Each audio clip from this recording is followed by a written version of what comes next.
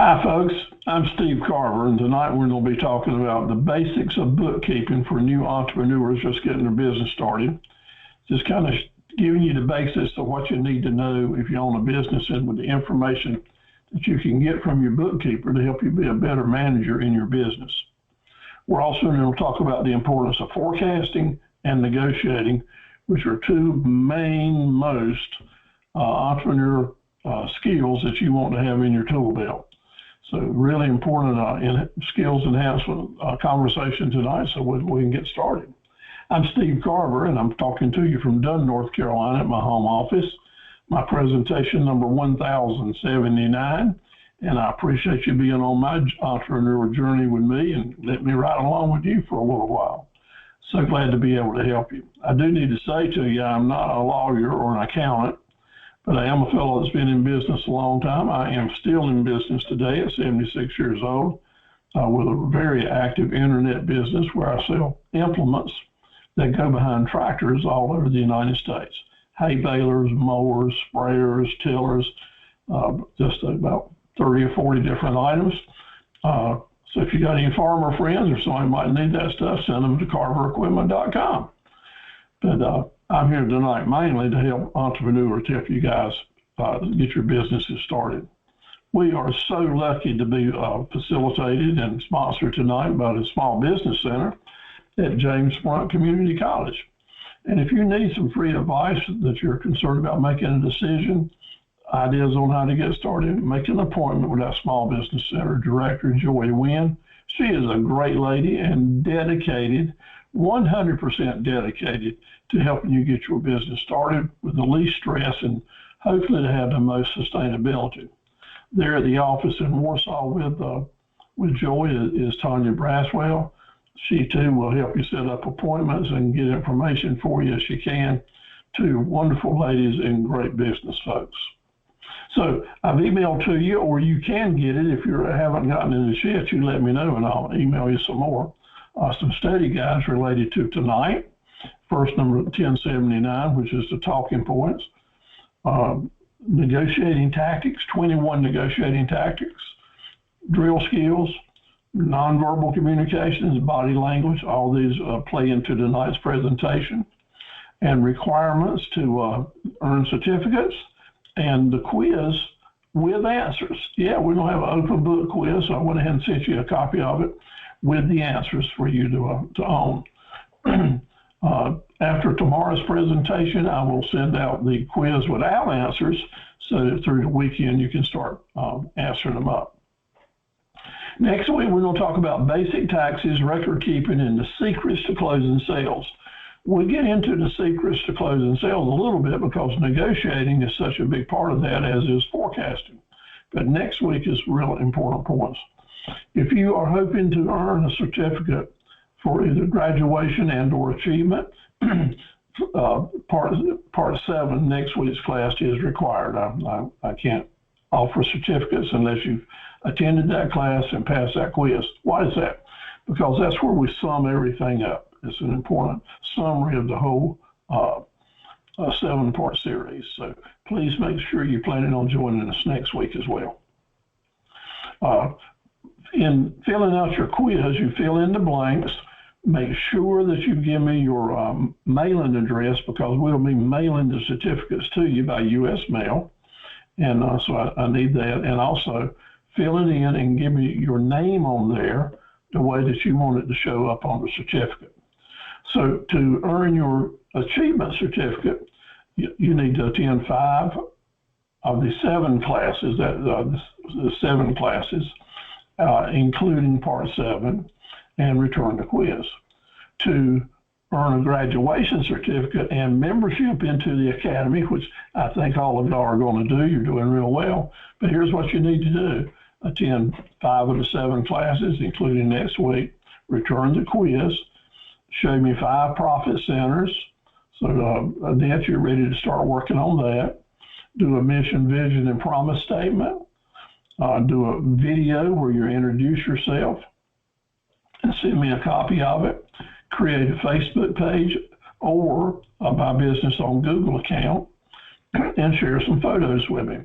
So that's what you do to get the graduation and membership into the Academy as an associate member. You can also qualify for an extra mile certificate for those folks that are actually really going the extra mile. And all three of y'all could actually be right there now. And that is to do the things we've talked about before, plus do one of the following. Rewrite the drill skills, and you can just take the drill skills and add in on the Word file there, just add in your comments on each one of them, how you will use that skill in your business, how it would affect you. Or do a business Facebook page and post your video there. Create a My Business on Google account. And what I would appreciate from everyone, of course, as always, is I'd appreciate a testimonial where you're reflecting on the value of this program that we're doing through the Academy and through the small business centers. Those testimonials are important for us, just like they would be for you. Now, this is not a take it or leave it situation. If there's some reason you can't qualify or cannot do some of these things I'm asking you to do, let me know. I'll come up with an alternative and we'll make it work. I want everyone that's really hustling and trying to win these certificates to be able to do it. So let's work together. It's not a take it or leave it. Let's talk about it. So my job, as y'all all know, is to be assertive and to motivate. And as usual, I will motivate some folks and they'll dig in and really do a good job. And some other folks will just kind of be lazy and they may not come or may not come, which I understand that's the human nature. I really appreciate what y'all are doing. I want to brag on you a little bit, as I'll always do. So Pam, you're doing great. You keep up the good work. We appreciate the mission statement, the vision statements that you sent to us. Really good work. I appreciate what you're doing. I'll encourage all of you to try to include those Raven fan customer brain seed sentences about I'll do everything I can to see you're 100% satisfied and you'll want to send your family back to us. Make that a part of your mission vision statements, and that really help you out. Thanks for the good pictures. You might take some more and make them more close up of the vegetables so there'll be better presentations on QuickBooks and otherwise. Thank you for the menu. We're looking forward to seeing you fill that up with your jellies and jams and other things possibly, and get me some pictures of those products so that we can get ready to start posting them and get some customers. Valerie's doing such a great job. She's really kicked her marketing campaign in gear, and she reports that things are really looking up for her business and they're getting a lot of new business coming in. Sarita will probably be with us a little later tonight. She's doing well, getting over her shoulder operation, and I hope she'll be real well real soon. And she says she's all ready to start doing our certificates for us. And Latoya, here you are. Thank you so much. You have really gotten in gear. So proud of you to be moving forward and with excitement and enthusiasm. Thank you for your images that you've done. Very good. Thank you for your statements that you're making, commitments that you're making. And I did get your mission, vision, and promise statements today, and I appreciate the fact that they are different. You approach these from a different way, which still gives us great messages. And I like the way that's done because it will be read, as it will be a good hook for people to do, that you'll be able to use them. And they really bring forth the high standard that you want to treat your customers. I really like the statements that like here on the bottom where you say, we honor you as a dignified and smart customer. That's, people want to hear that, they like to hear that, and they like to hear the fact that that's the way you're thinking as well. Taking a lot of your core values and putting them into your statements are very, very possible, and that's so good. So, and in your last one where you talk about efficient and you give us the name of your company there, self-care, self-wear, and healing. Here comes your Raven fan customer statements. We'll do everything in our policy to satisfy the customer's request with the products and resources we have. We will humble ourselves to make sure that you're happy with your results and benefits. That's a good, strong statement. That's the kind of statement that brings Raven fan customers to you.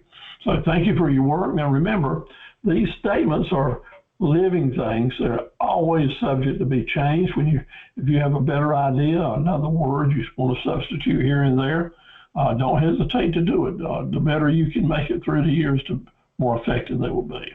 And thank you for your video. You're the first one that's given me a good introductory video, and we're so happy. Annette and Pam, turn your speakers up so you can hear LaToya. Hi, everybody. My name is LaToya Matthews, and I'm a home-based company called Self-Care, Software, and Healing. I look forward to inviting you to my home and introducing you to wellness, whether it be skincare, body care, anything that you may need. I'm here for you. It's time to take care of you for a change, and I got you. I'll see you soon. Bye. Fantastic. I got you. I like that. Darcy was with us last night. She's coming along well with her florist business and getting things set up and her plans in place. And thank you so much for all you're doing. Janae, we're looking forward to hearing from her and her two businesses she's thinking about, as well as Jeffrey at White Lake at his Gilligan's Island Resort, where he keeps improving his website with good pictures and information. And Tisha at Magnolia, thank you for staying with us and keep on improving your business at your pace. Casey's doing a great job pushing her business forward, making her home remedies out of natural things. And there's Annette. Welcome on board back tonight, Annette, and so glad to hear that you have decided to go with a virtual bookkeeping service. We're really proud of you. I love the name, Blessed Bookkeepers. We'll be praying on that it does well. So looking forward to getting the other information now that you've got these decision made on which way that you want to go forward, and we'll help you all that we can. Cheryl over in Elizabethtown is staying in touch. She's doing a good job with all that she does, as is Sabrine, who was with us last week and talking about her new business she started, Unchained Edge Abilities. She's a minister now online and a counselor online and does a great job with videos. Elizabeth Sanchez at Clinton has got her photography business up and running, so we're looking forward to working with her. If you want your business up here, if you want us to help you learn how to promote your business and market your business and preparing the details and the ingredients that go into it, just let me know. Let's get in touch. Attend these webinars. Anisha, glad to see you on board tonight. I hope you can hear us okay. I see you don't have audio on right now, but you'd be welcome to join in anytime that you can if you have any questions. So there you go, coming on in. Thanks for joining us. And we'll talk to you after the program if you've got a minute, and you can stay with us to see where you're from and what type of business you're into. I'd like for y'all to go to the chat board and type in your name and your email address and your hometown. That will help us finish out our records and be able to do a better job for you. Introduction videos are so critical. You saw what LaToya did. She got that video behind her, and now it's wide open, full steam ahead. So work on it, let me have it. It gives us a good jump-off place to start creating a personality for your business, and therefore customers are going to do more business with you. I don't do all I can to motivate you. I don't want to step on your toes, but I'm going to try to help you move forward. And I want you to find the endurance to keep it, staying in there, to stay with it. That's the toughest part of entrepreneurship, is staying in the game. All of y'all are doing a great job doing it, and I'm just so happy to be working with you and want to do a good job. Now, I want to remind you that people buy two things, either in service or products. They buy two things. They buy things they want, or they buy things they need. And things they need, they're going to go get day after day or week after week and just do a big job doing that. Things that people want, they're impulse items. They don't really need them, so they just buy them when it feels good. So here's what you have to do. You really want to have some profit centers in your business that are things that people need. Now, Pam, you're going to have things that people need. People need food, and if it's good stuff, they'll pay a reasonable price for it and keep coming back to you all year long if you have something to sell them all year long. So if you're selling green, fresh vegetables in the wintertime, in the cool seasons, you're going to need to think about having some other things that you can offer them, such as things that you private labeled and put up and preserved, or things that you're buying and reselling or items like that. So you'll have these people coming back to you all the time. You also want to have some things, all of us do, things that people want. So that as when they come to us for the things they need, they'll see the things they want and impulse buy them then. It's the combination. You'll make more money on the things that people want, but you'll get more repeat business with the things that people need. So we want a combination of both in our profit centers. We also want our profit centers to be related to each other in such a way that we can have upsells, and it's easy to move someone from one product to another. Excuse me. Got a dry throat tonight.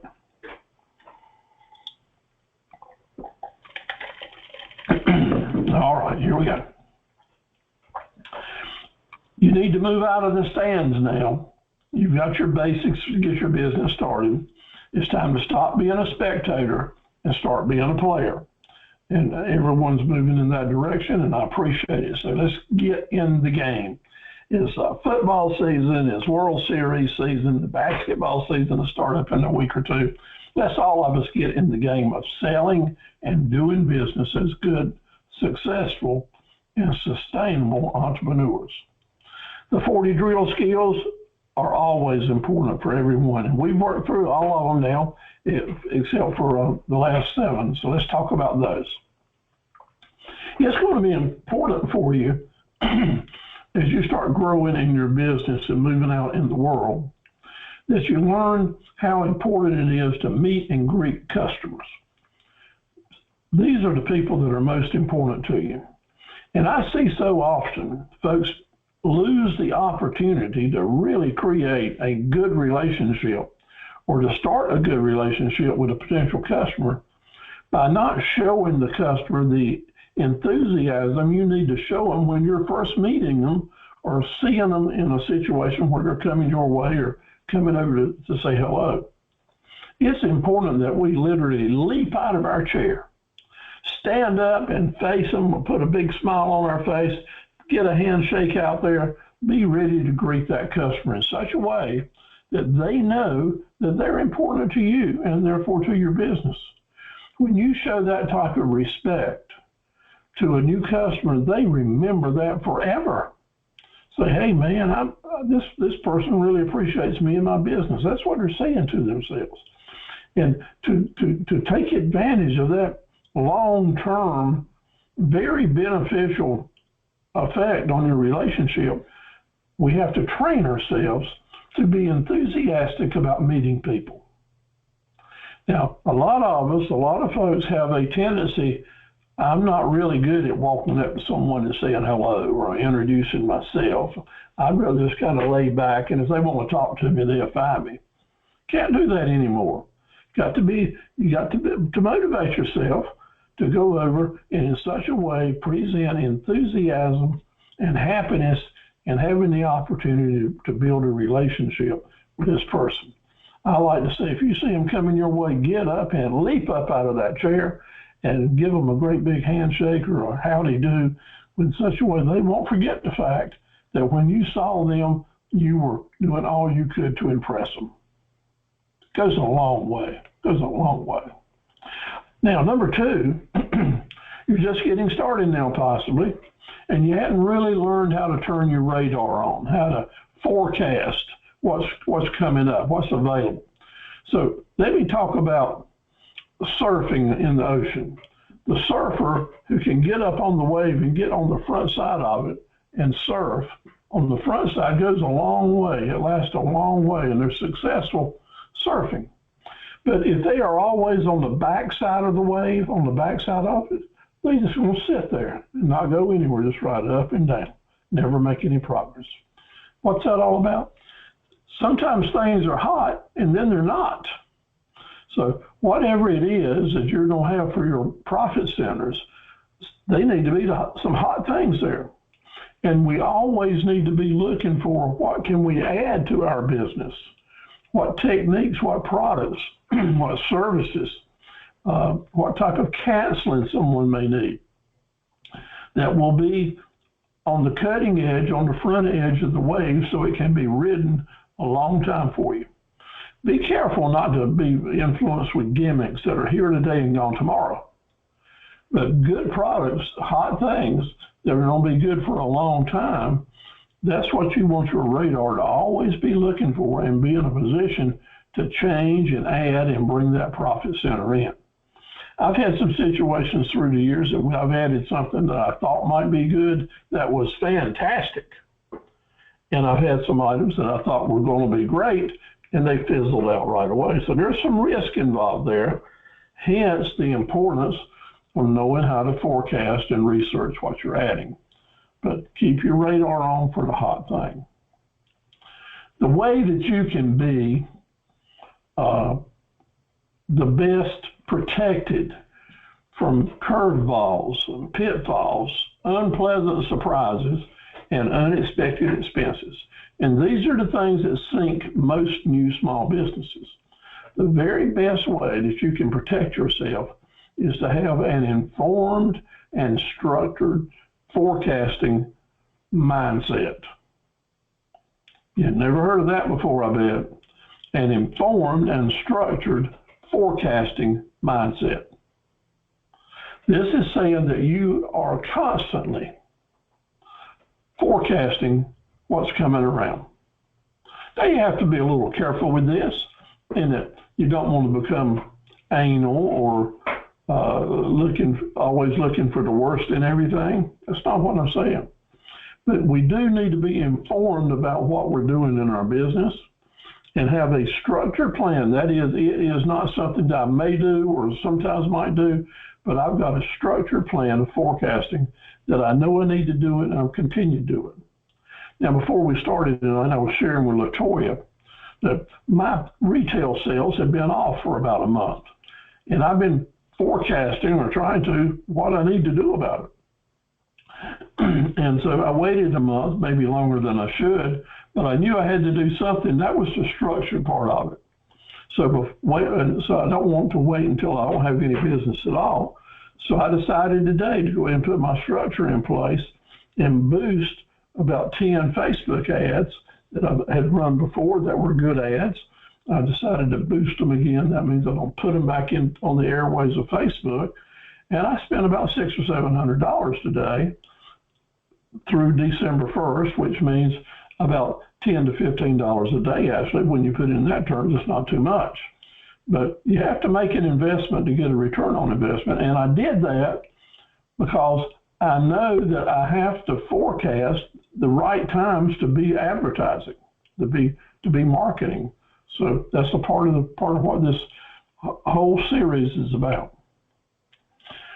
The people who close the most successful deals and end up with where they wanted to be with their profitability or their margin or the services they hope to achieve, the people that get the deals done 99% of the time are those who understand that if you're going to be a good negotiator, you've got to have extreme preparation.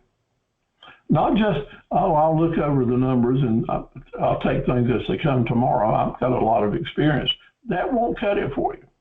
But extreme preparation, looking the deal over close, understanding all the ins and outs and frequently asked questions and what your offers and counter offers might be, that's the folks that close the deals.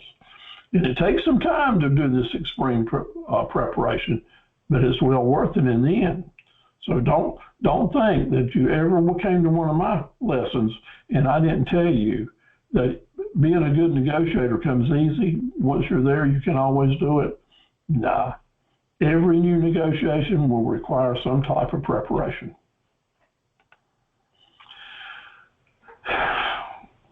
In entrepreneurship, and we're creating these relationships, and as we come to the close of our series, I want us to understand that you might know a lot of stuff.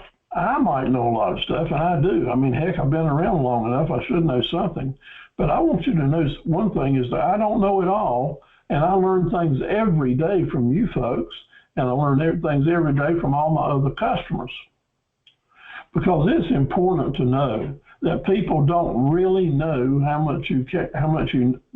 people don't really care about how much you know until they know how much you care, and you show it to them.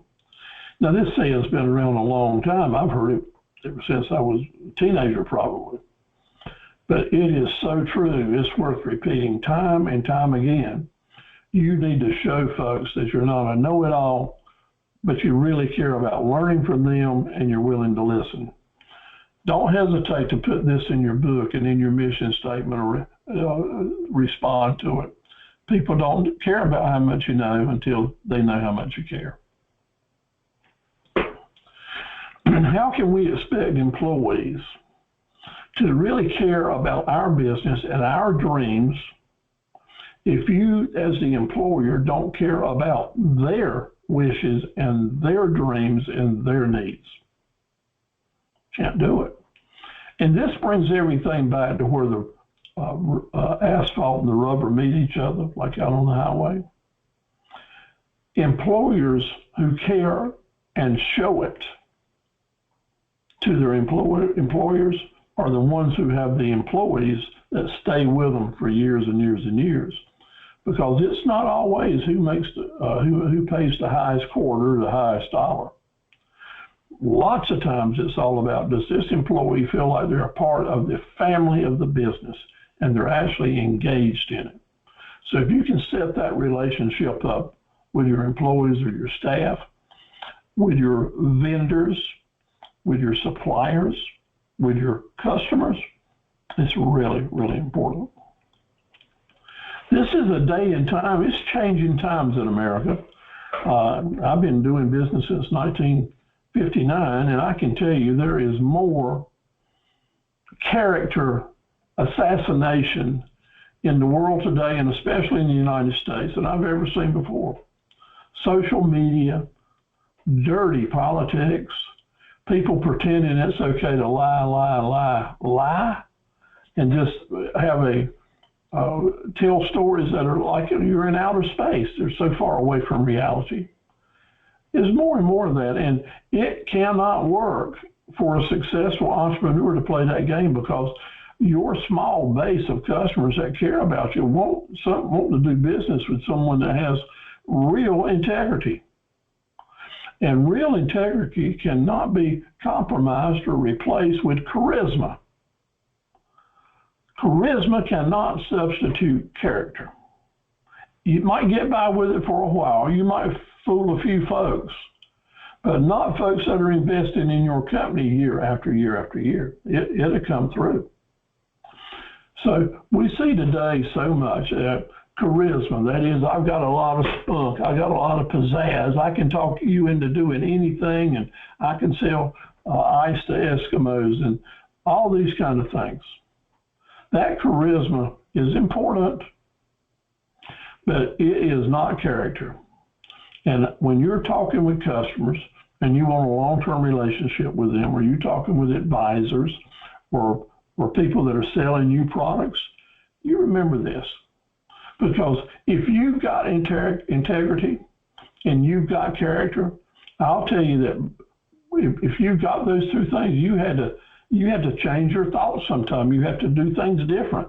You have to take the high road instead of the low road. And you'll recognize that in other people as well. And those are the people you want to surround yourselves with. Hanging on to employees is a tough job.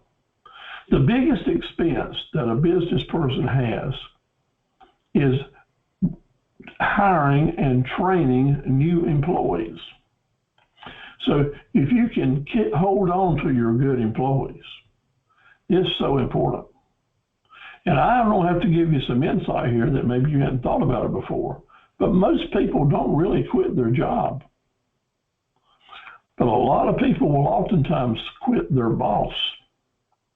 And you're going to be in that role as your owner of your business. People don't quit their job lots of times, they quit their boss. I've had employees with me through the years. I had over 2,000 through the years. And sometimes I would lose one, and I just couldn't understand it because I thought they were my friend. I thought we had a good relationship. Between them and me, we've got along fine. But the problem was between them and their manager or their supervisor.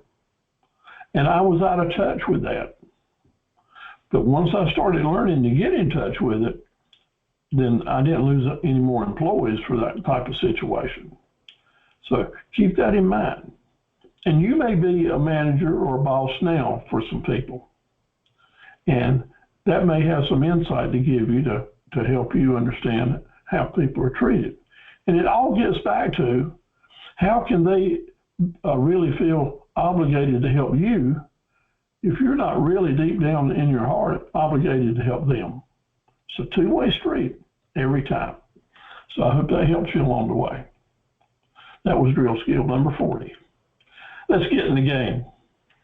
It's time to get on Facebook, on your web pages. Get your YouTube videos out there, get some testimonials working for you, do your statements, your photos, all kinds of photos, training videos, and your business cards. Get in the game, and those are the items that you need to do it. Start marketing, do some testimonial statements. I'm encouraging you all to, if you would, send a testimonial in to me and to the Small Business Center about the value of these lessons. And indeed, we'll certainly give you some testimonials as well when you're ready to receive them. Do the Academy quiz. Make sure you plug in your answers, your name, and your address. I need that name the way you want it printed on your certificate. Now we're moving in now to bookkeeping, forecasting, and negotiating, 3 very important management skills. Your handouts are extraordinarily important tonight because I've given you additional information than we're going to talk about. It's hard to cover these 3 subjects in a 2-hour period, but the handouts are very, very important. So please try to take a look at them, keep them for future reference. Bookkeeping. What is a bookkeeper? Why? What do we got them for? As business people, we need to know, are we making money or are we losing money? What are we making money on and what are we losing money with? How's our cash flow doing? Are employees stealing from us? Are my inventory levels right? All these are forecasting issues, but you get the basic knowledge to help you run your business and forecast the future from your bookkeeper.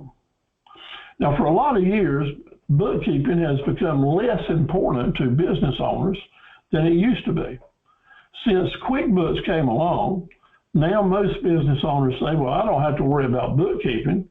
If I can just feed this information into my QuickBooks software, it'll spit out the reports that I need as far as how many taxes I need to pay and any issues that I have to make reports on. It'll just give them to me, and therefore I don't need to know anything.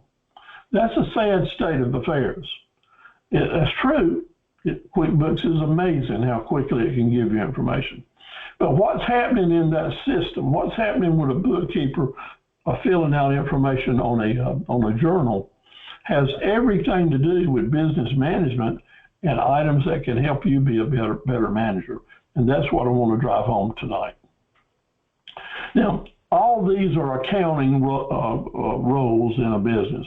And you got 2 players doing the accounting stuff, the accountant, the CPA, and or the bookkeeper, right? So the accountant, let's just talk about them right now. The accountant's job is to overlook the bookkeeper's work. That's right. They're kind of next step up. The accountant will look at those monthly totals, and they will prepare your annual financial statements, do the franchise and federal tax returns for you. They'll be interested in the stockholder and officer issues, but their main job is to look at the big picture and summarize things at the end of each year for you and to make sure your books are in order. That's the accountant's role. The bookkeeper issue, who you will spend a lot more time with, is going to focus on what's happening daily and monthly in your business. The bookkeeper will start out every day with a clean sheet of paper with a 0 at the top, analyze all the business you've done, business that has come in, money that's come in, checks you've written and sent out. They will analyze those and install them in a chart of accounts. And at the end of the day, they'll do all the in and all the out, make sure all the little numbers add up to the grand totals at the bottom, and whatever money you've got, they will deposit in the bank and they give you a deposit statement for it, or tell you how much money was written out of the checkbook to show you how much less in the bank you have. And it's important that you kind of keep it simple as the owner about the specific things you want that bookkeeper to tell you. You know, they have to have a lot of information to complete their work, but you have to have a specific amount of information on certain things. Hence, that's why we're having this conversation. So the bookkeeper will do the financial transactions daily. That's your invoices and your checks that go out. They will post them on paper and or in a computer. Sometimes the bookkeeper actually writes the invoices for you, and the invoice is a document that you send out to a customer when you're ready to collect some money. Sometimes the bookkeeper will pay invoices that you owe from your check account. They maintain balances day to day in your journal so that every day you can have a financial statement of how your business is doing. Sometimes bookkeepers do payroll services. Used to, they always did it, but now there's so many companies that have other contractors that do payroll services, then maybe yours will not. Annette, for example, who's with us tonight, has decided she's going to start a virtual bookkeeping business, Blessed Bookkeepers. And she may do some or all of these. So Annette, you're looking at the possible profit centers in your business, depending on what services you're going to offer to your clients. So keep that in mind, just to give you a heads up on profit centers. The bookkeeper generally goes through a cycle every day, every single day, and every month to end up with a day's work. And like I said earlier, if the bookkeeper comes into work or is working at home, he'll start out with a clean piece of paper. And what I want you to do, if you would, on your handout, is to write in a 0 right here after transactions and write in a 0 right over here before transactions. Because the bookkeeper's job is to get from 0 all the way around through the business you did that day, taking out and putting in the money that you spent or took in, come all the way around, record it into the system to the top of the page, and then show where what happened to that excess money that came in, or what's your current bank account now, and end up with a 0. So we start out with nothing, add in all the business that you've done, come around to the top of the page and have a summary where you can close the books on what kind of job you did that day, cash flow wise, and what happened to the excess money. Hopefully there's a bank deposit there for exactly the overage that you took in. That's the basic job for a bookkeeper. And you might say, well, that's easy enough, isn't it, Steve-O? It may be, but let's kind of work through it a little bit. The chart of accounts is the dictionary, the toolbox for a bookkeeper. And in their system, like on a spreadsheet, every line will have an account number. 102, 115, 189, 999, whatever the account numbers are, and they can be set for whatever someone wants them. But usually as a guideline, new businesses will start up their assets coming in with 100 numbers, like money coming in or cash in the bank, assets that you might have. We'll call those 100 numbers. Items that your money represents money going out, or red ink liabilities, normally they start out calling those 200 numbers. That would be your line items on your chart of accounts. Other items, mainly equity items that the owners or stockholders will be interested in, or the long-term items that the accountant would be interested in, will be listed as 200, 400, other series of numbers in the bookkeeping system.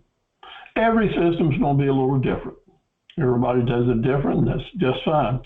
Sometimes a bookkeeper that is starting a new business, they'll set up their books exactly that way, and then try to keep every new client that comes in, keeping those account numbers as close as they can. So in their controlling system, it's really easy for them to load and remember what type of expenses go in what type of account. So there's a lot of flexibility here, but the chart of accounts is the most important thing. Now, when I'm sitting here now writing checks for my company and the business, and I'll write 10 to 15 checks every day. And when I write that check out, then I usually write down at the bottom, right under the check number, which account number this is. What is this money going towards? And I leave that in there so that when my bookkeeper gets my records at the end of the month, then and she's new now, she'll be able to recognize what type of expense it is and plug it in. Now, my old bookkeeper had been doing it for 50 years, and she knew exactly whatever type of expense was labeled as. So basic bookkeeping is tracking expenses and tracking payments and tracking income. Now, here's a sample of a building supply page, a sales journal, a bookkeeping journal for a few days. It looks like for the month of March. And what you'll notice is that you want to number your invoices numerically, and you want to date your invoices. That way, when you're going back trying to find an old invoice, and you have to do this lots of times as a bookkeeper, you'll be able to thumb back through your invoices or look at your computer and find the date and then find the invoice number. And that makes it easy to come up with the specific invoice that you're looking for. Invoices usually have certain customers' names on them. What was it, a receipt or a debit? And breaking it down on what type of purchase it was, so that we can say to the owner of the business, you sold a certain amount of plumbing sales, a certain amount of wire sales. We've collected a certain amount of tax today. So it's all right there on that chart of account. So this would be a monthly, very simplified, a monthly sales journal for this particular business. And you can see how the things add up there. Every business would be different. Now, let's just take this for example. Let's say that Sabrine is going to have some candles she's going to sell in her business, and she's going to sell a lot of candles because she likes that kind of stuff, and she maybe get some private labels because she's going to bring warmth and light to people. So I can see that happening. So she's going to sell some candles, and she did sell one in her business yesterday. Let's pretend, of course. She sold that box of candles with the invoice number 121216. Well, that's interesting. It would seem like that particular outfit, I doubt, has done 121,000 invoices yet, but they're using the date as the invoice number. And some people do that because that's the easy way to do it.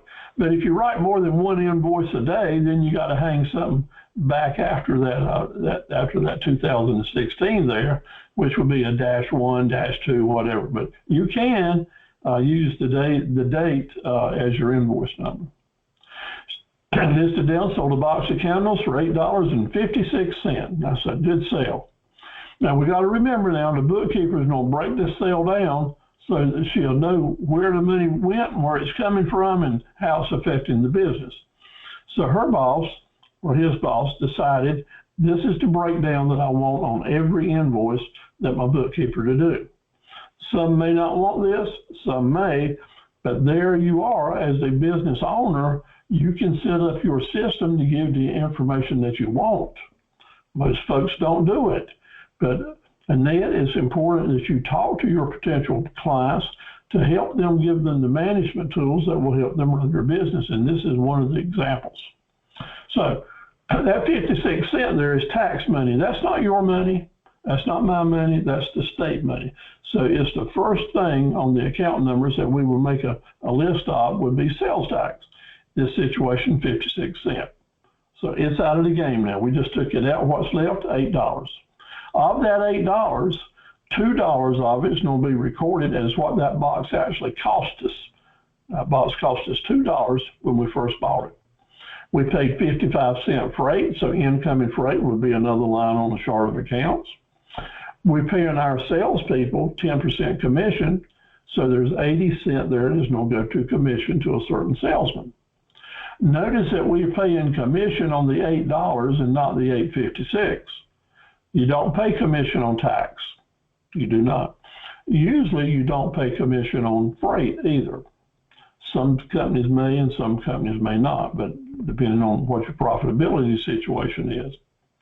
So now I've got a customer, or Sabrine's got a customer loyalty campaign here, where she sets aside 5% out of every sale to benefit customer loyalty campaign. So there's 40% went out. And she decided that she was going to set up a 6.5% advertising campaign on these candles. So 52 cents from that box is going to go towards advertising for the rest of the candles. So looking at our cost of that sale at $4.27, that's what it cost us. Hence, the cost of the sale was 53%. And the profit margin, or profit margin there, is 47%. And the gross margin on that one box is $3.73. Well, that's pretty good number, isn't it? And 47% looks mighty good. But here's where you have to understand that the bookkeeper is giving you some vital information here for forecasting. Because you know that you've got the ability here after looking at this, and this is a model that we talked about a couple of weeks ago on candles. When you look at this model, you can see that for every box that I can sell under these circumstances, I'll make $3.73. And if you want to make $100 on candles, then you're going to need to sell a lot of candles, aren't you? A lot of boxes, about 30 boxes to make $100. But if your goal was to make $2,000 on candles, then that means that you're going to need to sell several hundreds of boxes of candles to make the volume that you need to make to pay the rent, to pay the employees, to meet your goals in your business. Hence, when I know this, I may order a certain number of candles to come in each month to make sure I've got the supply here that I need to have. And I'm going to take these advertising commissions that I've set aside a budget for and make sure that I've got marketing information going out in social media and other types of advertising to make sure I'm going to make those sales. In turn, have my turns, make everything work so that I end up with the profit that I need at the end of the day. That's why it's important that you do the model, like we talked about a few weeks ago, because it plays right into your bookkeeping system and will play right in very seriously with how you forecast the amount of products that you bring in before a season. So back to the circle chart. The bookkeeper would have taken each one of those items we just talked about and entered them into the line items chart of accounts in the bookkeeping system or her journals, and taking them out and posting them, means actually typing them in or writing them in, and then doing the trial balances. Now, what would a trial balance be? A trial balance is when you start the process of adding up all the little numbers that you've just taken out in the columns, and you add them out on the side, and then add that total line, and all those little numbers should add up to that big number that was at the bottom of the invoice.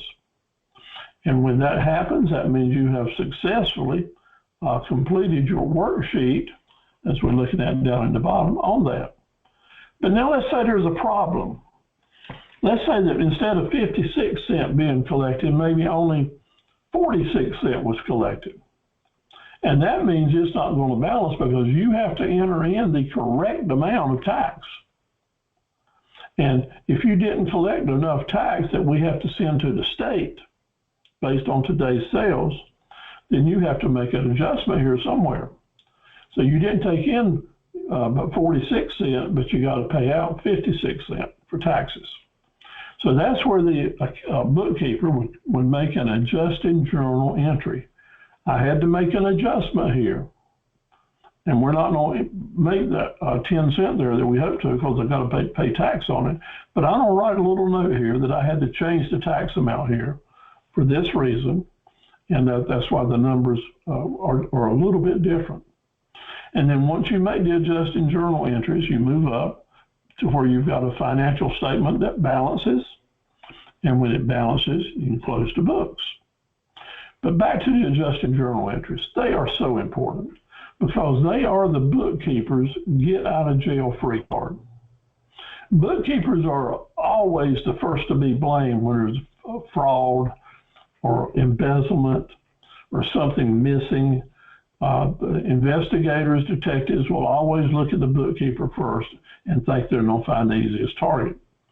And what saves the bookkeepers always is when someone looks at the bookwork and they see some things that have been changed for one reason or another. If the bookkeeper has made those adjusting journal entries, then they're safe. They're protecting themselves. So recently, as I've mentioned to you, we've changed bookkeepers after 50 some years. And the new bookkeeper told me the other day that she had noticed that our old books had a continuing error there of $400 or $500 that had been going back for several years, and we just couldn't get it out. And she asked me, if I knew what to do about it. And I said, I do. I want you to make an adjusting journal entry. Right on here is authorized by Steve Carver.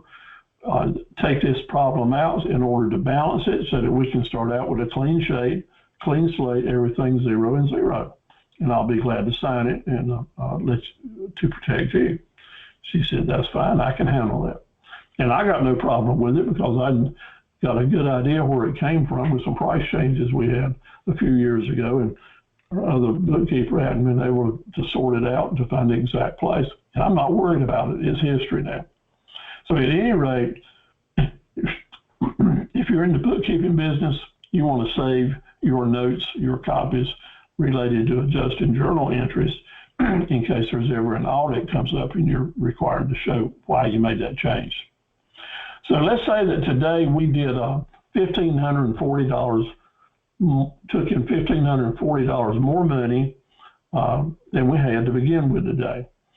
And so I started out with a 0 and I want to end up with a 0. So the last entry I would make here is bank deposit, $1,420 a certain date, and have a copy of that bank deposit stapled right to my sheet that I hand to the owner of the business. That way he can see what we started with, and you can see where the money went and track it all the way through. That's a very easy way to start understanding your bookkeeping system and cash flow. There's an important that you protect yourself against people stealing from you. And it'll happen. And most people are going to be honest, and they will be more honest if you put into play separation of duties factors that help keep us all honest. So internal control to protect yourself from fraud and errors can go a long way. So I would just say there's several ways to do this. Maybe you don't have time to write the checks, and it does take a lot of time in a big business. Then you might have some other people, the bookkeeper, write the checks for you, but you reserve the right to sign them. Okay? So they would write the checks during the day. At the end of each day or the beginning of each day, just hand you the checkbook. You look over the stuff, make sure you understand it, sign the check, and say send it on. Another thing is to require 2 signatures.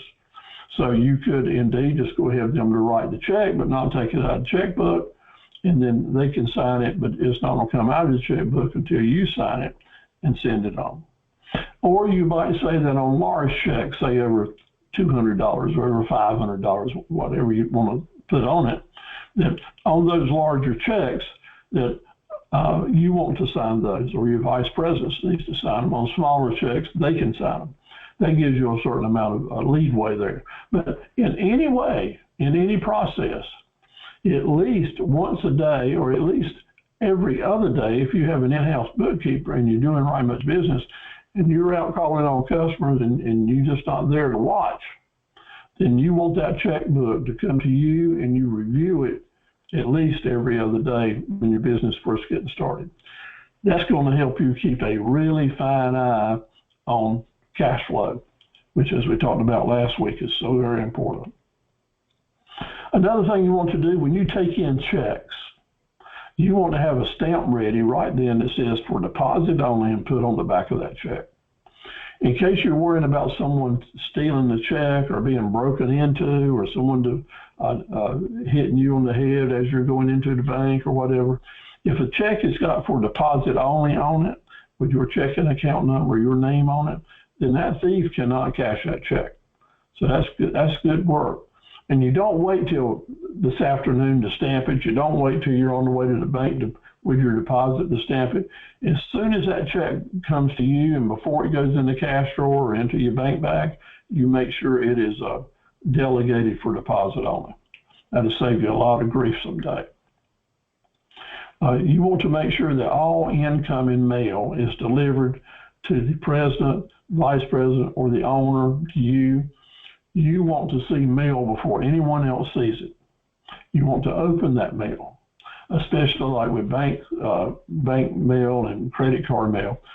You want to see if people are sending you past due notices. You want to see if you have made purchases that you were unaware of. You want to look at that bank statement and see if there's any checks on there that you didn't authorize, or look at the sheet where they show you the actual checks. See if there's some funny handwriting there that you don't recognize. That little bit of time that you spent will help keep people honest and help keep you in the go. It's not that I'm saying people are not trustworthy, but you know what? If you don't keep them honest, people become not trustworthy. They don't intend to steal from you. They intend to borrow from you. That's what you'll hear. I didn't mean to steal that, Steve. I was going to pay you back. I promise I'm going to pay you back. But you know what? Before you can get me paid back, you're dipping in there again, doing it again. And that is the human nature of things, and it will happen. Be very careful. If you've got a bookkeeper hired that's helping you, who has the authority to write checks for you, you need to put all these in play. Especially maybe they can write the check, but they can't sign them, okay? They have to bring it to you, and you can sign them, and then they'll be mailed.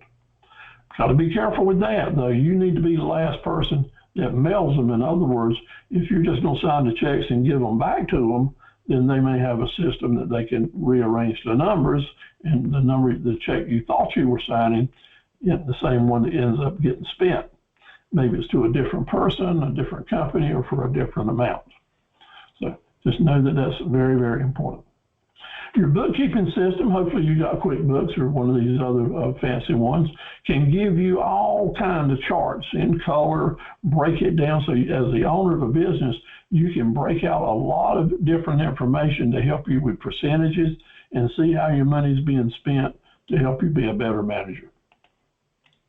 It can show you comparisons of how your sales are going this month compared to last month, this year compared to last year, what's selling more, what's selling less, help you be a better sales manager or help your sales manager do a better job. Talking about payroll, if your bookkeeper is doing your payroll, here's what I want to suggest to you. Make sure that your employees don't go talking to the bookkeeper. The bookkeeper about payroll. You set up design for how much checks are supposed to be, what the deductions are, and the bookkeeper writes those checks. And if an employee has a problem with the amount on the check, you have them come see you. Especially as you're first getting started, you want to keep your bookkeeper out of arguments and out of discussions, except with you concerning what's going on with payroll. Having employees arguing and complaining to the bookkeeper about payroll issues and deductions and such as that, that's not a good thing. When it does need to happen, and sometimes, discussions have to be held, then you need to be involved and be there with them so that you have a good understanding of what's going on so that you can fix it in the future. You want to think about the bookkeeper needs to be able to concentrate on what they're doing. And that's one of the reasons that in today's world, virtual bookkeepers who are not in your office, not involved in the phone ringing or doing errands and such as that, may be a lot better value for you, and you might get a lot better service. Because a lot of us in entrepreneurship, we will hire the bookkeeper, but also expect them to be our receptionist. Take phone calls, take messages. We'll hire the bookkeeper, but expect them to be our errand person go to the post office, go to the bank, go pick up some parts, go do this, go do that. We'll hire the bookkeeper and expect him to be our welcome wagon so that if a customer comes in and they don't sit in the office and wait to see you, that it's the bookkeeper's responsibility to chit-chat with them, make them happy, go get them a drink, get them some coffee. All the time, they're not doing the book work. And that's costing you some big bucks because you can hire a good receptionist for a lot less money than you can hire a good bookkeeper. And you're hiring a bookkeeper to do a specific job for you, and I suggest you let them do it. You make sure they have the time they need alone and quiet to concentrate on doing that book work. Why is that? Because you need the book work done right, and you need it done right the first time, because if they are having trouble balancing, they're having to call the accountant to help them figure out what's wrong. And every time the accountant is called, there's a new bill involved because accountants charge you for the time they talk to you on the telephone and advice they give you. There is no such thing as free advice from a CPA. And if your bookkeeper is having to call them often, your bill is going up over there and your proficiency of the bookkeeper is going down, and that is not a good situation. So you find that bookkeeper that does the work right and let them do it, and you stay out of their hair. Now, maybe you don't have a full-time job for the bookkeeper, and that's what they're after. And maybe they want to be the receptionist and do all these other things. Well, if that's the case, that's fine. But you have a commitment that during a certain part of the day that they want, the certain like 8 to 12, they're not going to do that other stuff. They're going to concentrate on the books, and you're going to leave them alone and let them do it. So important in the long run to have a good situation. Okay, let's move on now. We're going to talk about chess move strategies, like playing chess now in the business. The first part of chess move strategy is forecasting. The next part is negotiating. And both of these situations require that we pay attention. We look to the future with a structured knowledge that we have to look to the future and to be prepared to do things. So when we're talking about forecasting, it might, we all do that. We talk about the weather every night, every day about the forecast. If we're going to go on a cruise, we really care about what the forecast is for the rough seas. If you're in the mama and daddy cow business, you want to make sure you put them together so the baby will come when the grass is green in the spring, and they're going to have a good spring of warm weather to start growing up in. That's all about forecasting and managing your herd. If you're in the wildfire business, like my son is, he's interested in forecasting mainly lightning strikes.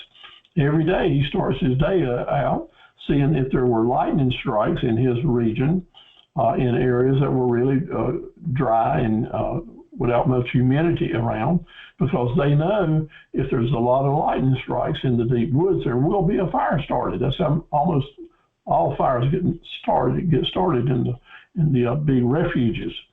So they will send out a crew to check out the areas where there were a lot of lightning strikes, just to make sure there's no fires getting started. And oftentimes they'll find a little fire that's sitting there just burning smallly, but it's getting larger each day.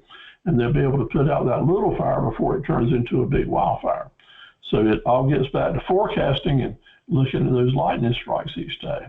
If you're doing really poor forecasting in your new business, this is the sign that's going to be in front of it, out of business.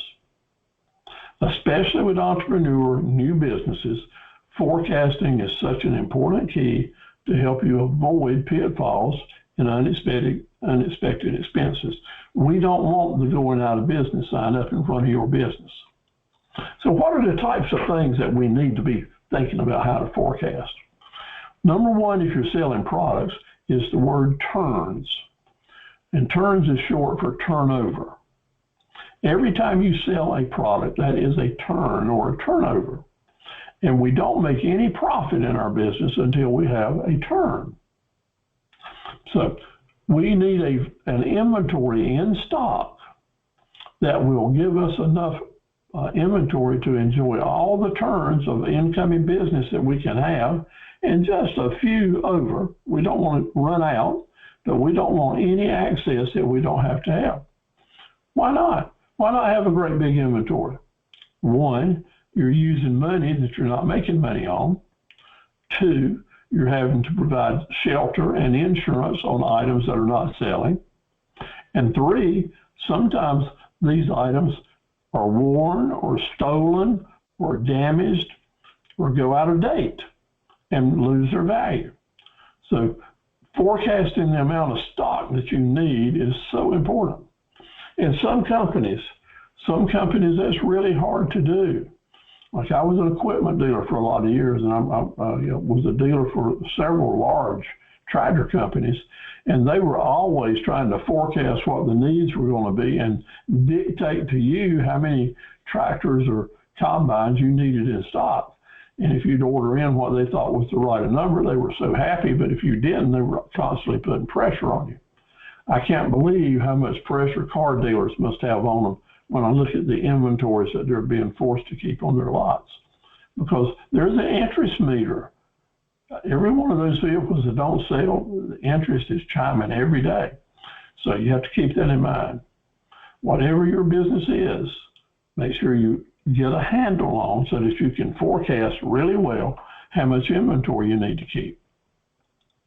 Staffing issues, you're getting ready to open up. Do you have enough people to serve your potential customers?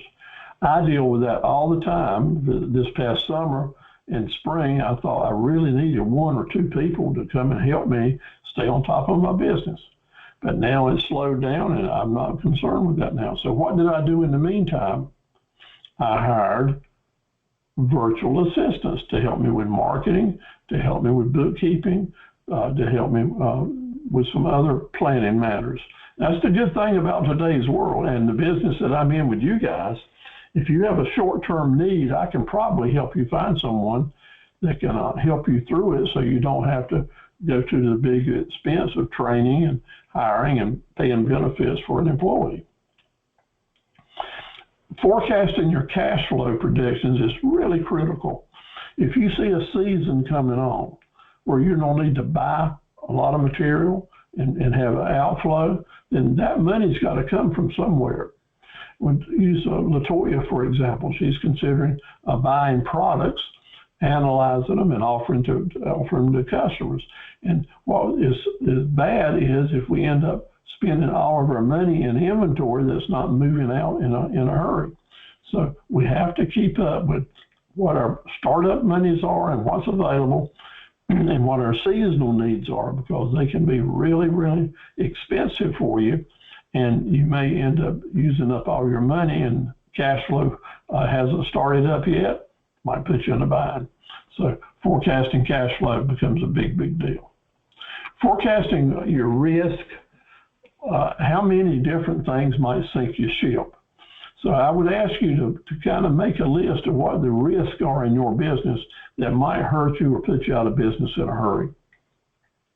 If you're unsure about what all your risks are, I will assure you that an independent insurance agent that insures small businesses can go to his computer for you and type in the type of business that you have, and the insurance companies have already figured out every kind of risk that you might have.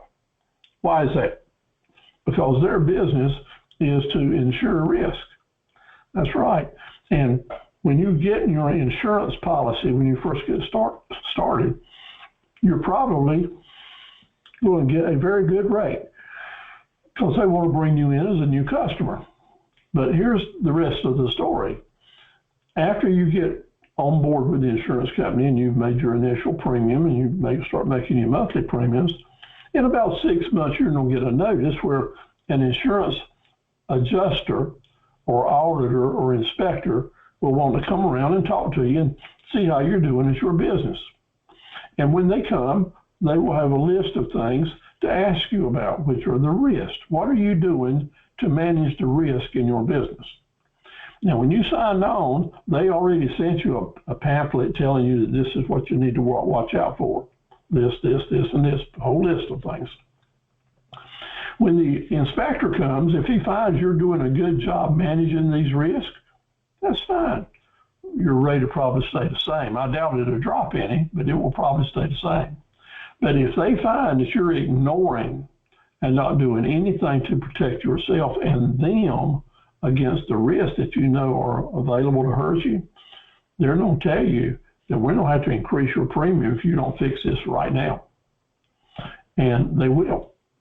They'll give you a few days to fix everything, but if you don't, they will either increase your premium or cancel your policy. And you can't blame them. You can't blame them, but you want to make sure you know what the risks are in your business and look at it. So oftentimes it's just common sense. There's not any big secrets about this. But you haven't been there yet, so maybe you just don't know. So what can you do? I suggest that, first of all, you get insurance if you need it, but secondly, talk to someone that's been there and done that. Find someone that's got some gray hair up here that's been in your business or familiar with it, and chit-chat with them. And indeed, they can probably give you a good insight to the things you need to be most concerned about, and you can start taking action to help fix that issue. It all starts, though, with you recognizing what's happening on the marketing scene and what your strategies are and how things are developing, because now's the time that you have to start forecasting what's in the future. What is that crystal ball going to tell you? Well, the goal of forecasting is really simple, besides avoiding the bad things. But on the positive side, forecasting is going to help you find the right product at the right quality and style and quantity and size, so that you can buy it at such a low price that you can sell it at a really high price. And the difference from the low price that you paid for it and the high price that you're going to sell it for, that's margin. That's profitability right there. So forecasting is the key to that. And in the middle of that key is the keyhole. And that keyhole is fair market value, which we've talked about a lot. Very important. We'll dive deep into it later in the fall. But fair market value is your key to forecasting, because you always want to buy as far below fair market value as you can, so you can sell as far above fair market value as you can. That's a big deal.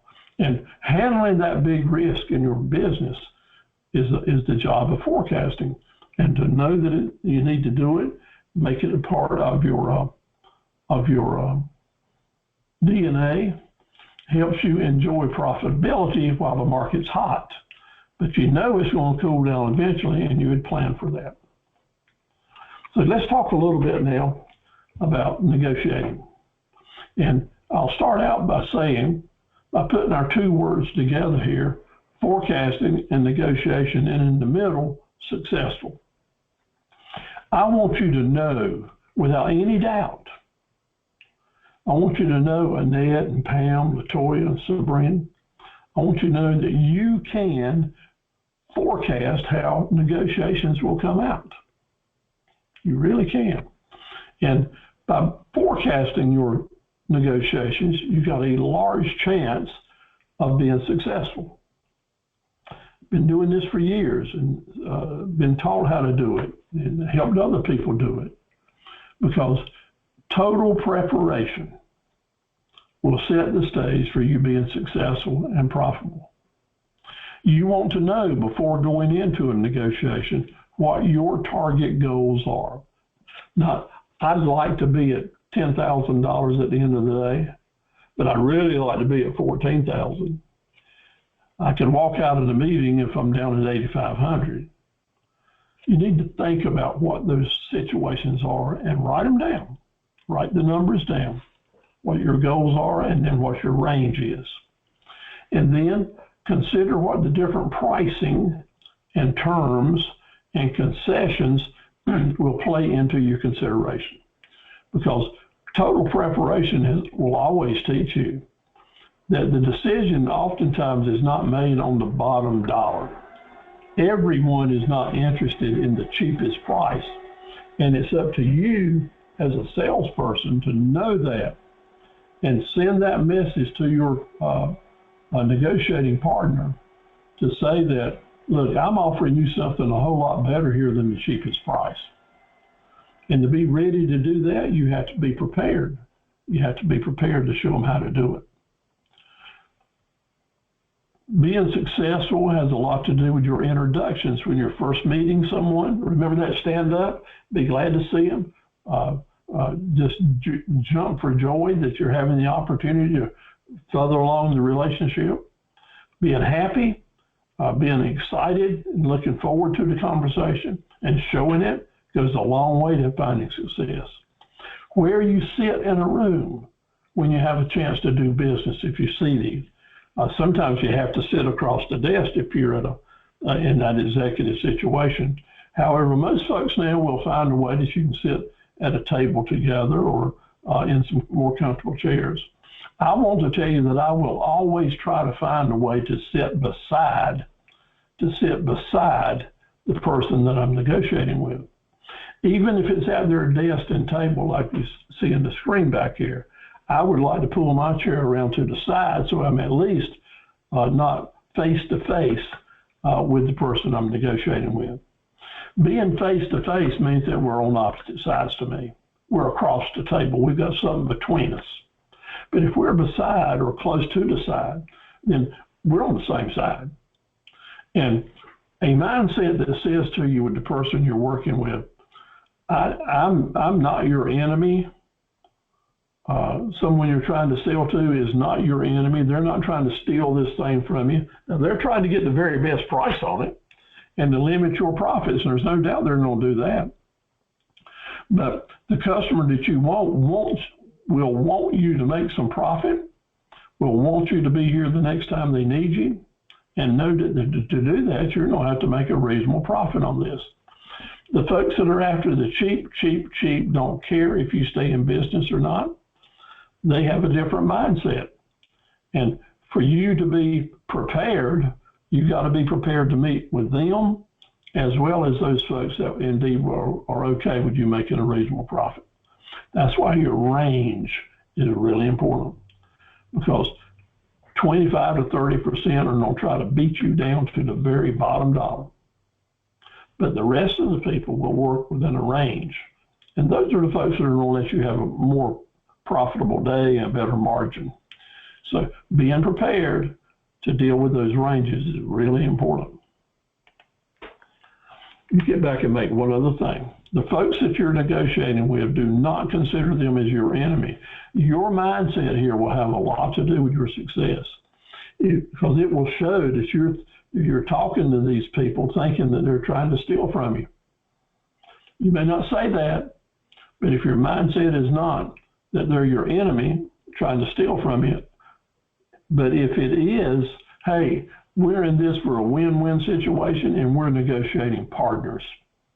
That's the mindset that will come across and help you become a better negotiator, because the person that you're working with will relate to that's your attitude, and they'll buy into it every time.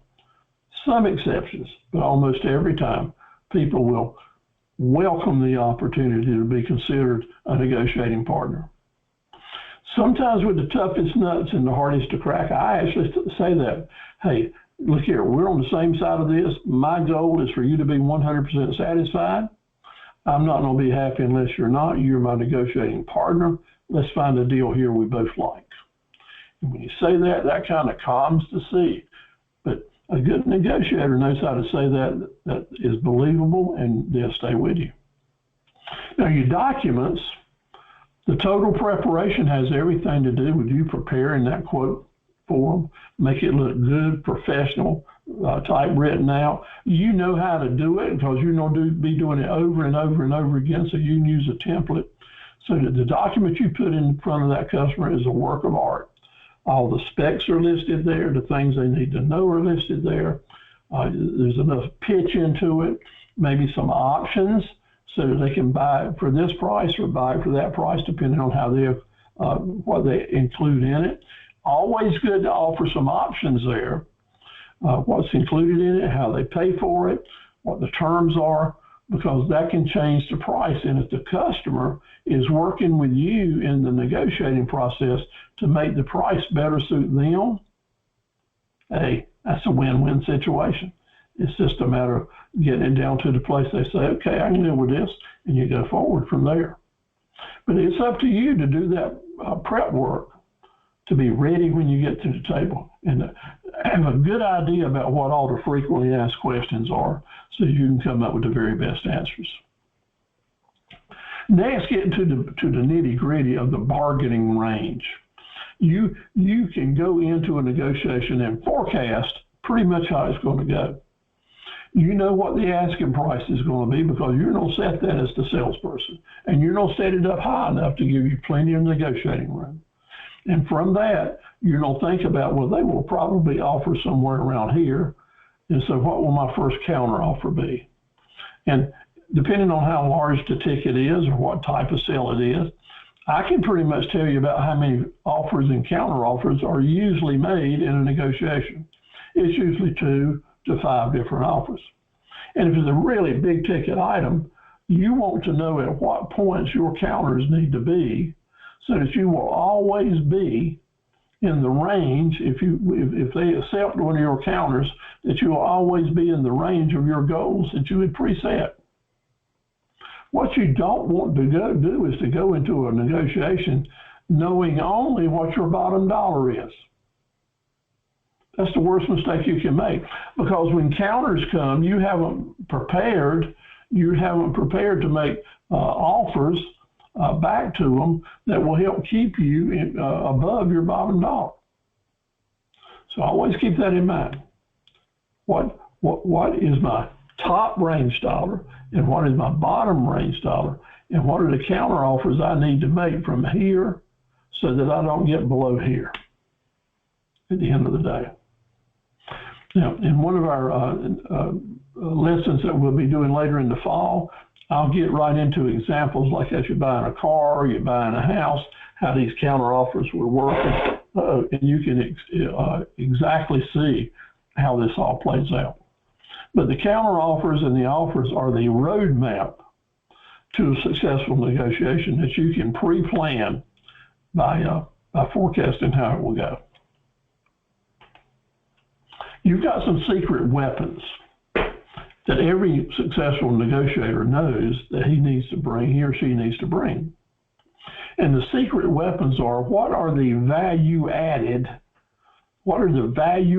factors that you can explain to your customer that you can offer this and this and this. It's really not raising their price up or a very small amount, whereas your competitors don't even have this to offer or hadn't even thought about it. But they can be so important to you. For example, you might be able to offer a smaller deposit requirement, a lower interest rate, a few more extras here and there in the thing. You might be able to offer free delivery or give them the option to pick it up and take a discount. All those type things are deal winners and deal breakers.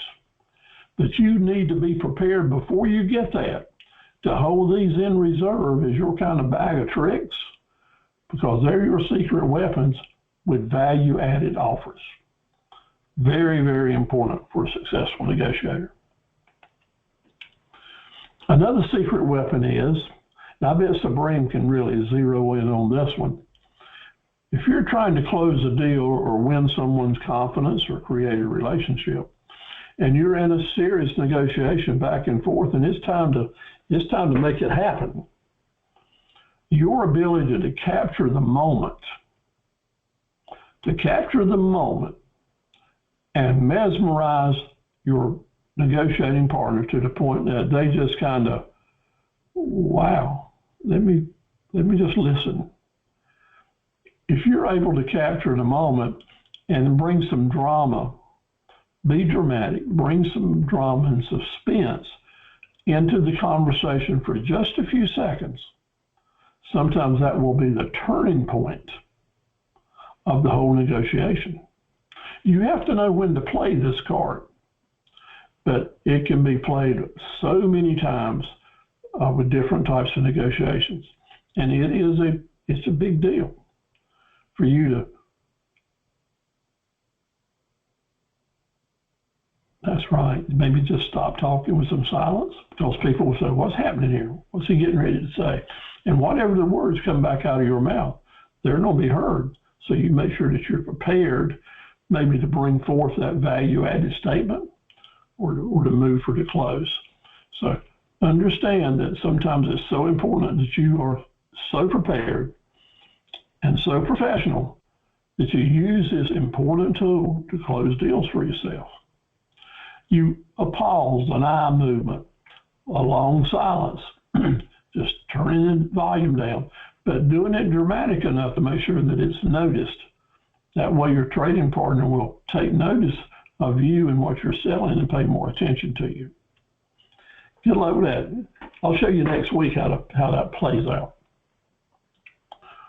If you're getting ready to do a serious negotiation or buying something really important or expensive, the world will tell you that negotiators always have a plan B, and what they call the BATANA, and that is a better alternative to a negotiated agreement. That's to say, you have found the deal you're looking for, or you've got a really good idea where it is and what it's going to cost you. And therefore, before you start negotiating, you don't know all the details on that and not go buy it, not be in such a hurry that you've got to go spend that money. So let's say you found the car you liked, exactly like you want, a used car, for $15,000. Well, that's when the negotiating starts. Because now you're going to go out in the world and start looking for that same value elsewhere, but less than $15,000. So your opening offers are going to be in the $12,000 range or $11,000 range, trying to buy that car that you found somewhere else for $15,000 and you thought that was a good deal. You may be saying, Steve, are you crazy? I'm not. Here's what I want you to understand. That asking price that people put on retail items was probably put there, leaving them plenty of negotiating room and maybe a world of negotiating room. You don't know. The person selling that item may be in a cash crunch. They may have got that at a really good price and are just trying to maximize and see how much money they can get for it. You never embarrass yourself or the person you're making an offer to by making a low offer. Do it. You may get the best deals you've ever had. Now you cover your bases with the other negotiating factors, but you keep searching. So if you go out and find a deal that's a lot better deal than the $15,000 car you had, here's what I suggest you do. You keep it alive, keep it on the table, and then you give that person that gave you the $15,000 deal, which you thought was very reasonable, you give them a call, you give them an offer or an option to make you a better offer. Just tell them how much you appreciate the fact they gave you a good offer to begin with, but you found some things that seem to be better, and you want to see if they got any more negotiating room. Do them a favor by doing that. They indeed may be able to shave it. The answer that I usually give that person that's calling me is, well, thank you so much for giving me a second chance. And I get this a few times every year. And the next words out of my mouth are, I don't have hardly any room at all here to negotiate, but I want your business. Tell me the bottom dollar that it would take for me to get your business.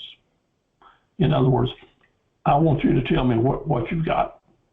And if it's somewhere close that I can go in and do business, I'll take them up on it. I'll do the deal. Or I may come back and say, yes, I can take that deal if. Remember the yes, if, no, but negotiating? That's going to be very important here. So always have that second offer. And if someone was nice enough to give you a really good value-packed offer to begin with, go back to them and give them a second chance. You won't go wrong by doing that. Again, yes, if, no, but is saying keep the conversation alive. Always, if you're saying no, no, no, then you're not going to get the deal. But if you're saying yes, if, and no, but, that is, yes, I can do this deal if you'll do that, or no, I can't do the deal, but if you'll do this, you can keep going back and forth and help find a win-win situation. Really important negotiating tool. Now, I put these facts in a little book. They're available on Amazon. I'll be glad to share them with you as I do in the webinars, but if you wanted to give one away as a gift, they're out there for you. 4 negotiating fundamentals. 1, don't give up anything unless you're getting something in return. It's a balancing scale. If you're giving up money or concession, make sure that someone's giving you something of equal value. You always have to guard against someone getting a free concession for no money, and I'm going to show you some of those in a little bit. Always try to have your trading partner make you the first offer. It's important. That's why it's important that you see, if you're selling, that you set your advertised selling price plenty high up, plenty high, so that you give room for lots of negotiating and discounting if that's what's needed. But get them to make the first offer. The negotiation actually starts not when you put the price tag on it. The negotiation actually starts when your negotiating partner makes an offer. That's when the game begins. That's when the whistle blows, when someone makes an offer, and then it's on. And we just have to wait and see how it plays out. I can tell you, based on that advertised price, you can forecast pretty much what your offers are going to be, and then know what your counters are, and end up making the deal. Number 3, real simple. If you're buying and you go to the person and they've shared their price with you, you automatically say to them right before any other things start, is that your best price? Oh, come on now, that is so high. Can't you do a little better than that? Can't you do a lot better than that on that and expect me to pay the price? Now, I've been dealing with some real sophisticated farmers for a long time who know how to negotiate. And in Sampson County, North Carolina, we call that the poor mouthing tactic. Always start out, oh my God, Steve, that is so high. You're ridiculous. Come on, man, let's get back down to the real deal. Tell me what your best price is. That's just where they all start out. I know it's coming, and I know how effective it is. And I know that with a lot of inexperienced salespeople, the next words out of their mouth will be a lower price. And by doing that, making that best price thing, they got a free concession. In other words, they got a deal and didn't have to pay anything for it except a few words. So I'm encouraging you to use this. Oh, come on now, is that your best price? You can do a lot better than that. And you don't ever know. So if you're on the other side of that, what would you say? So when that customer comes to me, that Sampson County farmer comes to me and lays that on me real thick, I smile at him. I say, now, I appreciate what you're doing here, but I've got one question for you. Make me an offer that you're prepared to write a check for. And stop talking. And you know what?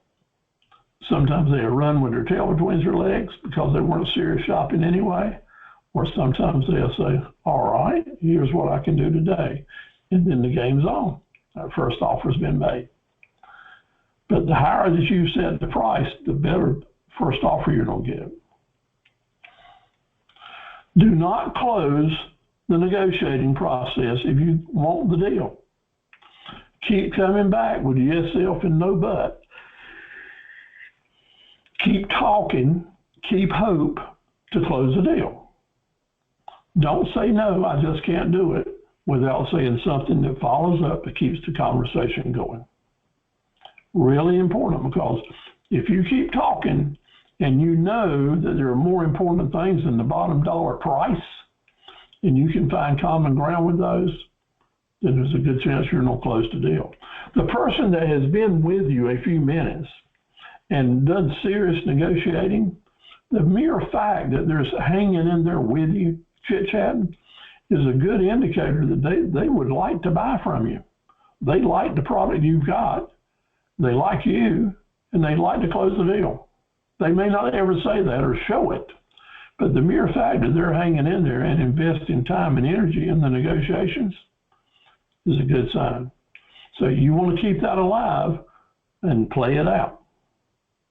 Now, I have to say to my entrepreneur friends, there are some people who have no intent of buying from you and have every intent of using up your time and energy as a game. There are some people that you do not want to sell to because they can never be satisfied.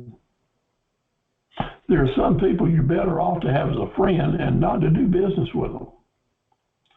The good news is they're usually few and far between, but I'm giving you my blessing as the founder of the Entrepreneur and Associates Academy. As a small business person, you don't have to take 100% of the business that comes your way. And if your gut feeling is telling you this ain't going to end up well, then you figure out a way just to move on. Spend your time on good things. And in the long term, you'll be wise by it. You'll be blessed by it. Negotiating tactics employees, let's talk about that. There's 21 of them. Across the world, the same 21 are taught in every university, every business school, teach these same 21 employees and tactics that I've sent you in the handout. So you'll be wise to read through them. But tonight, I want to talk about the 9 that are used most, the 9 that are almost always come into play in the course of a month or two if you're in business. First one is the burst your bubble, and this is probably not in the international book, but it's something that real estate folks are using a lot these days. And I'm sure it will come play into other big ticket items. Burst your bubble is when someone calls you up and says, I'm interested in your product or in your land or in your house, and I see what you got it priced at. Would I be wasting my time sending you an offer that's really lower than what you're asking? Well, there's some folks that would say, what is this? Well, I can tell you what they're doing is setting you up. They're setting you up for a lowball offer, but they're trying to do it in such a way as you are going to lower your expectations on what you are going to get for the item. And that's smart. That's okay. And they're making it sound like they're doing you a favor because they don't want to embarrass you by making a low offer on what you've got to sell. Well, a lot of people might say to them, no, don't send me a lowball offer. I don't have time for that. In Eastern North Carolina, most people would answer that way. But I want to encourage you to say, absolutely, yes, you go ahead and send me whatever offer you think is fair and what you can pay, and I'll be glad to consider it. Why would I do that? Well, I already know it's going to be a lowball offer because here's what I do know as well. The negotiating doesn't start until someone makes an offer. On the other side of the fence, you should always not be afraid to make a lowball offer because you really don't know how much room to negotiate someone has. They may be able to take your offer and you might even be able to get it less than that. Stay flexible. Don't be so serious that you can't make an offer and do negotiating. It can pay a big deal for you. Flinching, number 2, negotiating ploy. When someone gives you a price, you do little Fred Sanford things. Say, oh my gosh, it's like a heart attack. That is so low, it's hurting me. And what you're doing when you're flinching is you're making a physical display to your trading partner that, man, that price hurt me.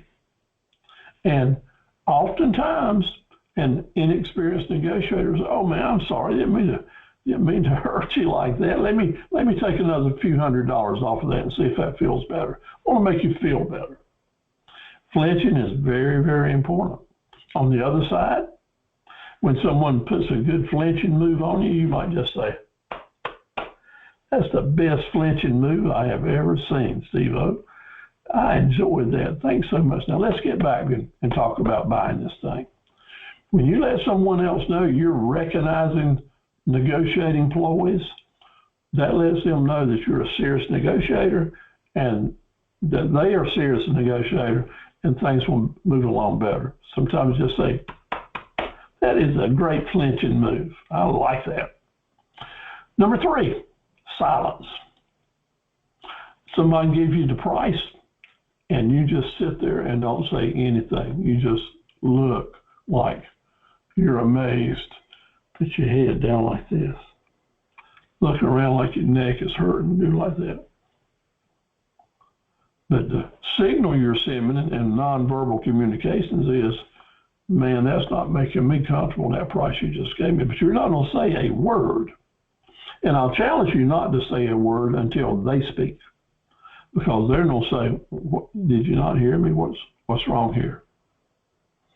And then you just might do like that and say, wow, is that the best you can do? Silence is powerful because you're not spending any money to get a concession from the other side. If you're on the other side and someone's giving you that silent move, then you might say, oh, wow, I'm surprised you didn't. And instead of you expected me to say this number, let me raise it back up a little bit and go back up to where I can make a little money on it. You know, you've got the right to make a joke out of it and raise the price and this restart the negotiations. That will get them out of the silent move, and you'll hear some moaning and groaning from them. And lots of times you might even get an offer right then. Very important tactic in today's world with inflation going on is always say to your customer, it's important we do business now because these prices are going up every day, and I would hate for you to have to pay one more penny than you have to. So let's go ahead and do the deal before the prices go up, such as that. On the other side, someone says that to you, and I say, I understand that, but can I give you a deposit or a handshake that you'll hold this for me for a few days and let me make a decision? You know, I know prices are going up, or can I pay a deposit and get a guarantee that you will give me the old price on it? Two sides of that works really well to end up making a deal, because that is a buying signal when they say that. Red herring, you maybe never heard of this, but the red herring is when the salesperson is telling you all about the good product, the good things about their product, while they're covering up or not mentioning the bad thing about it.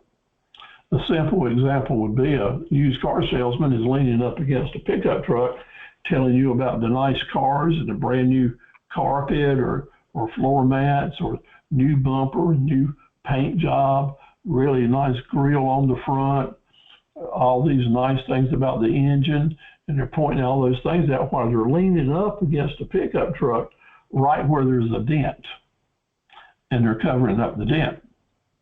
That's a red herring. They're showing you the good stuff and hiding or not mentioning the bad stuff. So that happens all the time. And if you're on the other side, you're going to want to say, well, that's really interesting about all those good things. Now, tell me what you would be concerned about, and let me walk around the whole thing. You move so I can see what's going on, or you bring somebody with you to help inspect things. Just always know, you can smell that red herring sometimes when the salesperson is bringing it out. Retreating to a higher authority is when you're talking with someone and at the end of the negotiation, when you thought you were going to have a deal, they say, thank you so much, Steve, for telling me about this. Now, I need to take these numbers and go talk to my dad or go talk to my wife or go talk to my banker, and I'll be back in touch with you. That's very disappointing after you spend a lot of time with someone. Got your hopes up. That's called resorting to the higher authority. And if you're on the other side of that, here's what I would do. Before I start a negotiation with someone, I usually ask, now I'm going to give you my best shot. I put on my trading breeches this morning. I want a deal today. And if I can meet your sweet spot here, are you in a position to give me the order, make the deal? And usually customers are honest about this. They'll say, yes, let's go forward, which is a good sign for a trading partner. Or they may say, well, I've got the authority to negotiate, but I can't make the final deal until I talk to someone else. So that's good information. It's honest. So here's what you need to know now as the professional. You don't want to go to your bottom line in the negotiation. You want to leave room, because these people never come back saying, yes, we'll take you up on your deal. They always come back with, we want to do business with you, but maybe at this price, can you offer me a little bit more incentive? Well, if you've kept a trick in the bag, you can go ahead and close the deal, because they're always going to come back asking for a better deal. Splitting the difference is you're at one place and they're at another place, and let's meet in the middle and do the deal. Just that simple, just that sweet. That is a real buying signal if the customer offers you to do that. Now, as a professional, I will tell you, when you learn how to split the difference to your advantage each time it's split, you're going to make right much money. And we talk about that more in a little bit later on in the fall. But splitting the difference is very important, and I can send you some examples of how to do that even better in the negotiating class. Show me the cash. If you're going into a negotiation and you want to get the bottom dollar best price, bring your money or your checkbook with you and be prepared to write a check or count it out and say to the person, all right, I got this much money right here. You can have it, and we'll do the deal. Or I'm going to put it back in my pocket and go down the street and give it to someone else. That is serious negotiating. And if they can do the deal, they will. Or if it's an inexperienced salesman, they'll be headed back to the boss or the sales manager to see what they can do. That is always a powerful thing to do. And if no matter which side of the fence you're on, that is a deal maker or breaker. So if you're ready to pull the trigger on it and stop talking, you can do that, okay? Nibbling, the most used negotiating tool in the whole world. And that is when after a deal is done and you thought the price was done, that other person, your negotiating partner, now starts saying things like, now you did say I was going to get this free set of tires, or you did say I get this gasoline in the tank, or free oil changes forever, or this or that and that, and they just go on and on and on. And they will eat up every penny of your profit if you let that happen. And I suggest that you become the very best nibbler there's ever been, because you can get a lot of stuff free when you become good at it. That's right. I'm suggesting you become a good nibbler in your negotiating. But on the other side, how do we keep someone from eating up all our profits if we're selling? Well, the way you do that gets right back to having those documents prepared. And when you're down to the deal and you've closed the deal, and you write the number down, put a circle around it, and say, let me initial here, and let me ask you to initial before I send it back and ask the people to do the contract, or before you go off and write your check or this or that. And then they say, but Steve, now didn't you also say we were going to get this and this and this? I will say, look here, everything we talked about is listed right here, and here is the price we agreed on. We both have initialed that. And yes, I can throw that in, but you need to ante up my cost on it anyway. Or no, I can't do that unless you kind of ante up a little bit more money. In other words, I'm not going to give that away unless you add some to it. Now, they knew what they were doing. They're not going to run away from the deal hardly ever, because it's just a nibbling tactic that people will continue to ask for all the stuff they can get as long as you give it to them. And I don't blame them. I do it too. But I've also seen the effects of how powerful it can be to eating away at our profits when we're on the selling side. Now, there's 12 more tactics employed in your handouts. All of them are important as well, and you need to know them. You need to know them so you'll recognize them as you move into business life, because they will all be played on you at some point in time. And that's a good example of what I consider having the right tools in your tool belt. Buying signals. There's a time to stop selling and a time to start closing. And that's when your customers give you buying signals. They're assuming ownership of it. They're talking about instructions for delivery. They're concentrating on small details, or disappointed because you can't get it to them in a hurry. Things like that are so important that when people give you the signals that they're ready to close the sale, that you stop selling and start closing. You all have probably seen some salesmen that actually talk so much they talk themselves out of a deal. But when that process comes along and you can close that deal, you want to wrap it up in a hurry. You want to be prepared. Again, that total preparation comes into play. Get your signatures or your witnesses, your deposits. Congratulate that customer on what a great job they did negotiating. You want them to leave that room feeling real good about what they accomplished. That is a must. It's a must if you want a happy customer that will come back to see you and to refer other customers to you. You have to congratulate them on what a great deal they did negotiating and just say, wow, you're a tough negotiator. You sure got a good deal here for you and your family, or whatever. And I hope you'll give me a chance to do it again so maybe I can make a little money next time. Those are important words that become a part of what you're doing.